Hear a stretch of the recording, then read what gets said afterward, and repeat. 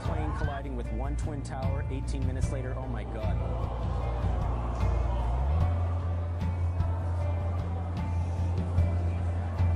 Oh my God.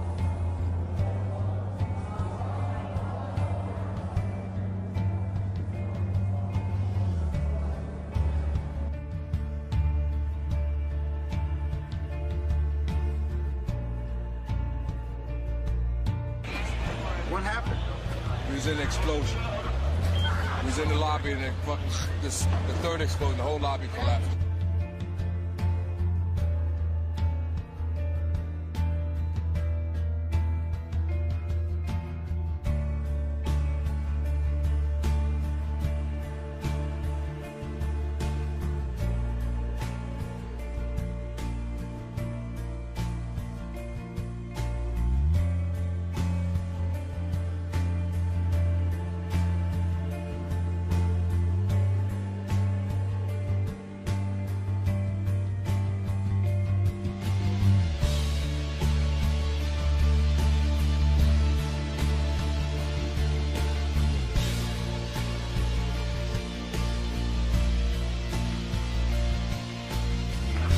And Pam's my real friend. This isn't like a joke book. Like I'm here giving my rock cred, right? My knock on wood, never had a bad review, rock cred to Pam Anderson. Say.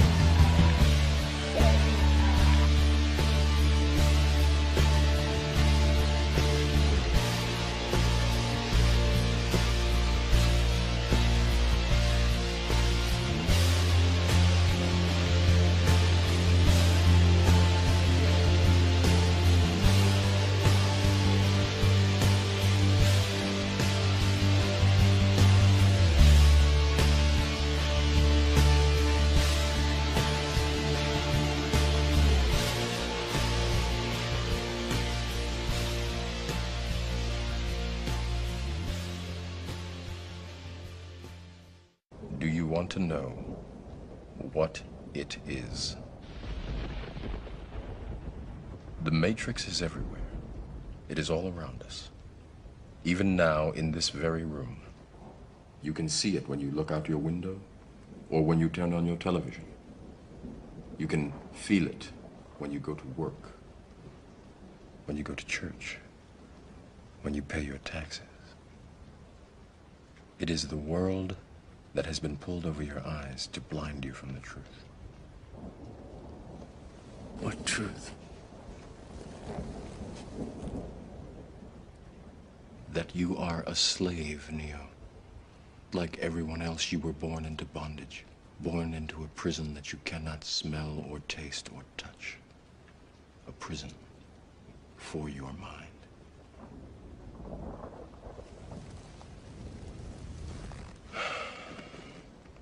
Unfortunately, no one can be told what the Matrix is. You have to see it for yourself.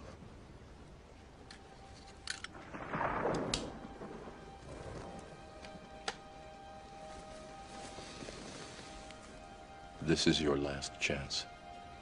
After this, there is no turning back. You take the blue pill, the story ends. You wake up in your bed and believe whatever you want to believe. You take the red pill, you stay in Wonderland, and I show you how deep the rabbit hole goes.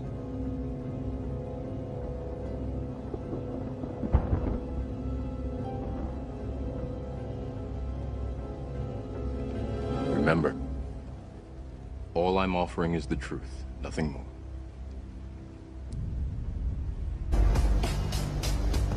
The Matrix is a system, Neo. That system is our enemy. But when you're inside, you look around, what do you see? Businessmen, teachers, lawyers, carpenters. The very minds of the people we are trying to save. But until we do, these people are still a part of that system, and that makes them our enemy. You have to understand, most of these people are not ready to be unplugged. And many of them are so inert, so hopelessly dependent on the system, that they will fight to protect it. Were you listening to me, Neo? Or were you looking at the woman in the red dress? I was... Look again.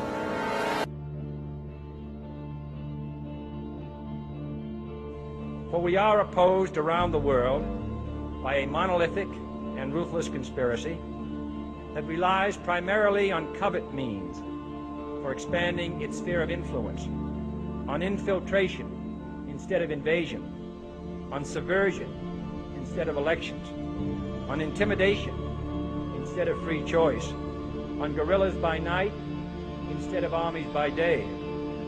It is a system which has conscripted vast human and material resources into the building of a tightly knit, highly efficient machine that combines military, diplomatic, intelligence, economic, scientific, and political operations. Its preparations are concealed, not published. Its mistakes are buried, not headlined. Its dissenters are silenced, not praised. No expenditure is questioned, no rumor is printed, no secret is revealed.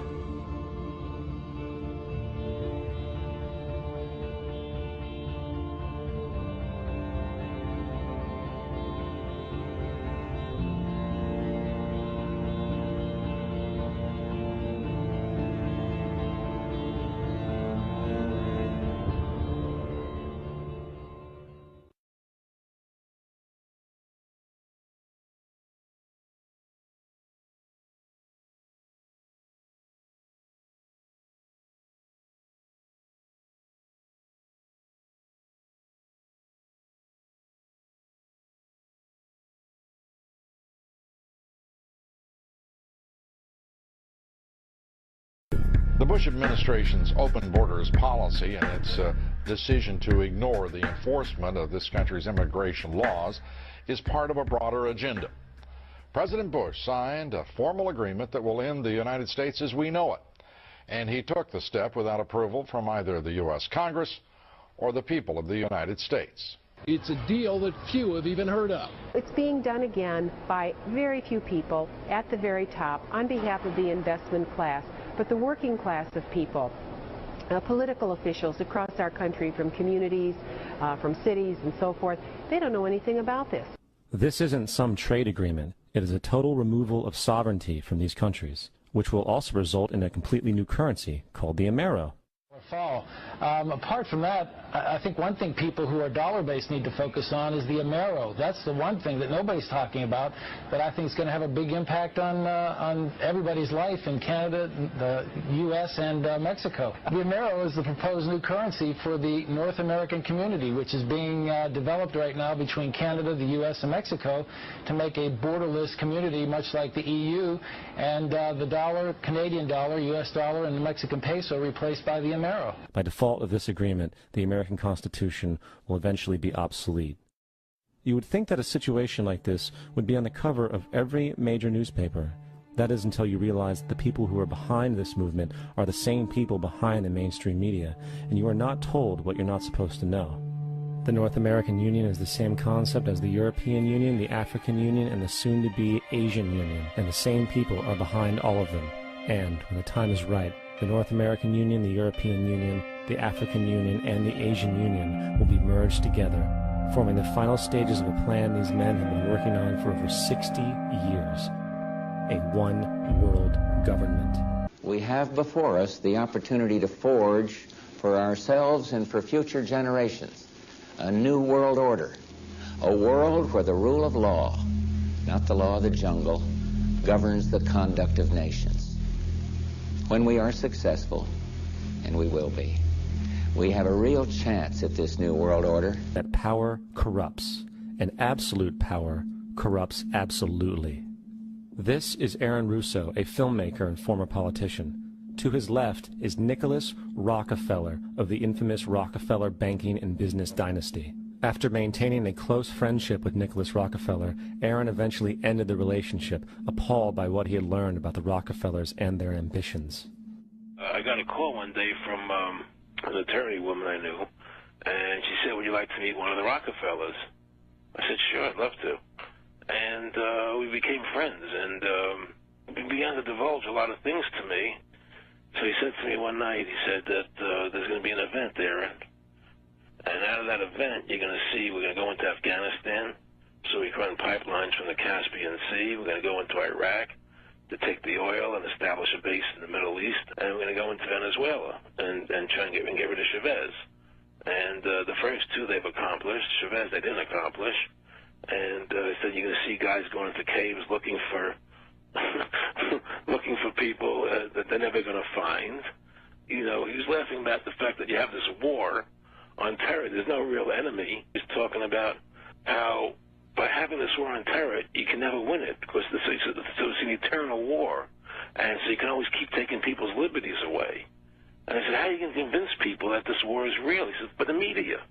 The media can convince everybody it's real. I mean, you know, it's just that you keep talking about things. You keep saying it over and over and over again, and eventually people believe it. You know, you created the Federal Reserve in 1913 through lies. You create 9/11, which is another lie. Through 9/11, then you're fighting a war on terror, and now all of a sudden you go into Iraq, which was another lie, and now they're going to do Iran. You know, and it's all one thing leading to another, leading to another, leading to another. Now, I would say, what are you doing this for? What's the point of this thing? You have all the money in the world you ever want. You have all the power. I said, you know, you're hurting people. It's not a good thing. And he would say, what do you care about the people for? Take care of yourself and you take care of your family. And then I said to him, what are the ultimate goals here? He said, the ultimate goal is to get everybody in this world chipped with the RFID chip and have all money be on those chips and everything on those chips. And if anybody wants to protest what we do or violate what we want, we just turn off their chip. That's right, microchipped. In 2005, Congress, under the pretense of immigration control and the so-called war on terrorism, passed the Real ID Act, under which it is projected by May 2008, you will be required to carry around a federal identification card, which includes on it a scannable barcode with your personal information. However, this barcode is only an intermediary step before the card is equipped with a VeriChip RFID tracking module, which will use radio frequencies to track your every move on the planet. If this sounds foreign to you, please note that the RFID tracking chip is already in all new American passports. And the final step is the implanted chip, which many people have already been manipulated into accepting under different pretenses. We have a Florida family who are really pioneers of a brave new world. They have volunteered to be the first ever to have microchip identification devices implanted into their body. After 9/11, I was really concerned with the security of my family. I wouldn't mind having something planted permanently in my arm that would identify me. In the end, everybody will be locked into a monitored control grid where every single action you perform is documented. And if you get out of line, they can just turn off your chip, for at that point in time, every single aspect of society will revolve around interactions with the chips. This is the picture that is painted for the future if you open your eyes to see it. A centralized one-world economy where everyone's moves and everyone's transactions are tracked and monitored, all rights removed. The most incredible aspect of all, these totalitarian elements will not be forced upon the people. The people will demand them. For the social manipulation of society through the generation of fear and division has completely detached humans from their sense of power and reality, a process which has been going on for centuries if not millennia.